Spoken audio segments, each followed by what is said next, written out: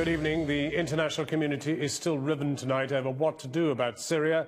The Russians are looking both ways in their support of Syria in the aftermath of the cutting of throats of women and children in Houla and the shelling of their homes. The assault on civilians has continued in other Syrian towns today. Kofi Annan, the UN peace envoy, is back in the country trying to retrieve his elusive ceasefire. Tonight, the latest, and we talk to a Russian and a Syrian about what, if anything, can be done. The other headlines tonight, it was all about power. Tony Blair and his relationship with Rupert Murdoch, but his evidence is disrupted by an anti-war campaigner. He was then paid $6 million every year and still is from JP Morgan 6 months after he left office. The man is a war criminal. No bail for terror suspect Abu Qatada after the security services say it would be exceptionally problematic to let him out during the Olympics. And a case of shocking neglect. A couple who locked an 11-year-old child in a coal bunker is jailed.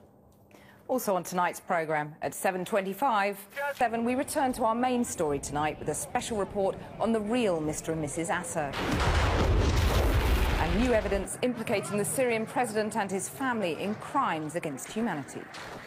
So the killing continues. More than 40 people have died in Syria, according to activists who've reported intense shelling by government forces in the city of Hama. That is despite the growing international outcry over the massacre of more than 100 civilians in Houla on Friday, dozens of children among the dead.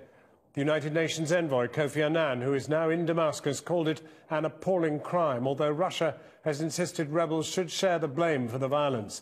Our international editor Lindsay Hilson reports now, and a warning, some viewers may find some of these images distressing right from the very start.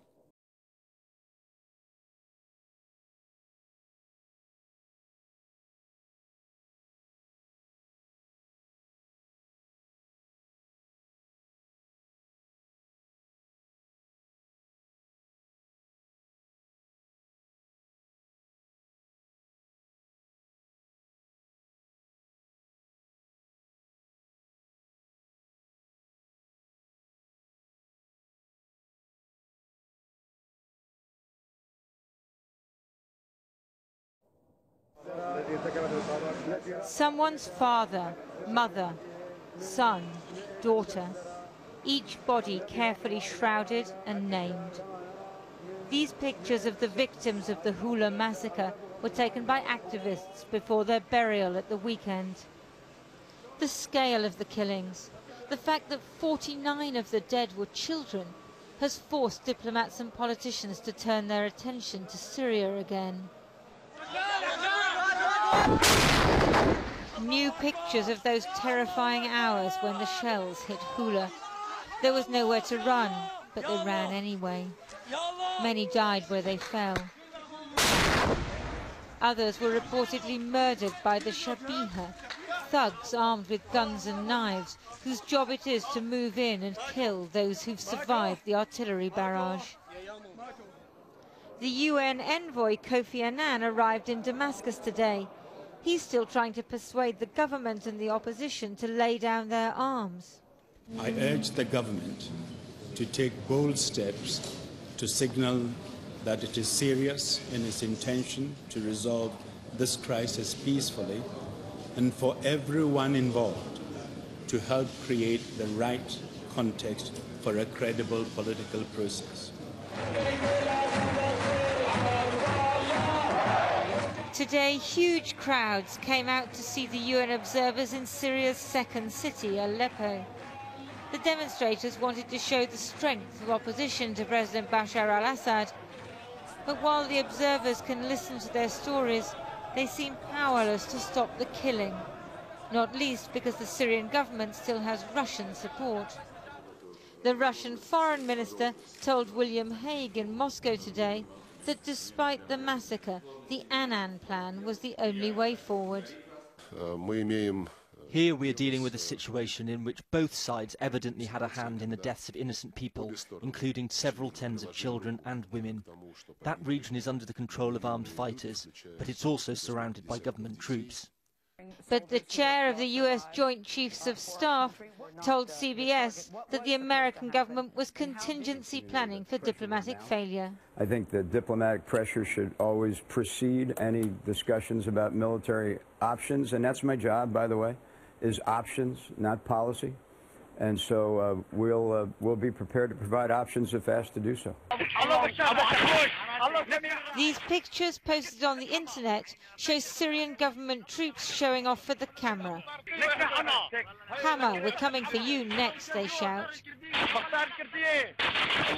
And indeed today the city of Hama was shelled, resulting in the deaths of more than 50 people. The opposition Free Syrian Army was also out in Hama today, trying to target Assad's forces. So much for Kofi Annan's call for both sides to lay down their weapons. Footage posted by activists shows Shabiha, President Bashar al-Assad's gangs of thugs, shooting at demonstrators in Damascus, who shout back, "These are your dogs, Bashar." Government tanks rumble round the outskirts of the capital. And Syrians fear that Houla was not the last massacre in this increasingly cruel civil war. Lindsay Hilsum, and in the last few minutes, the Syrian Foreign Ministry has claimed that hundreds of armed men carried out Friday's massacre in Houla. We're joined now live on the phone by our chief correspondent, Alex Thompson. Alex, what are you learning on the ground there? I mean, you are somewhere near Homs. What are you hearing? Well, I can tell you, hearing's the operative verb, I think, John. I was in Homs when we went into Houla yesterday. I was in Homs for several hours. You would hear an occasional single rifle shot. Today, the firing is almost continuous, and it's not just automatic small arms. There's clearly the sounds of incoming shells into Hadia, which is one of the districts of this city. It's a big city.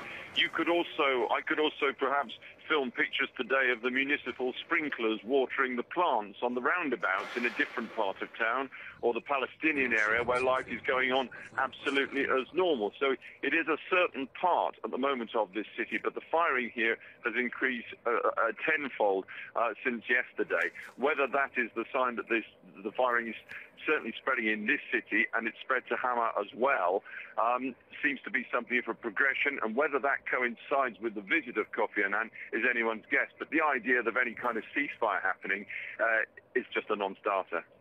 And what's the reading of things now? I mean, are the UN observers even safe to proceed anywhere? I'm sorry, John, I lost you there. Can you repeat that for me?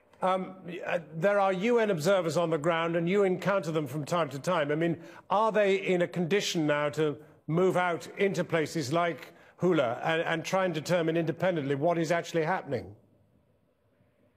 The day we were there yesterday, they moved into Houla. They were able to recover bodies. The Red Crescent was able to distribute food and medicine. They were able to bring people, one or two people out who needed medical treatment. It's a tiny... They have a very small number of people. I'm looking at their vehicles now. This is one of their main bases outside Damascus. I'm outside the hotel at night now. They probably have maybe, 15 Toyota Land Cruisers, and that is it. Now, to move anywhere, they need to get some kind of security that can take...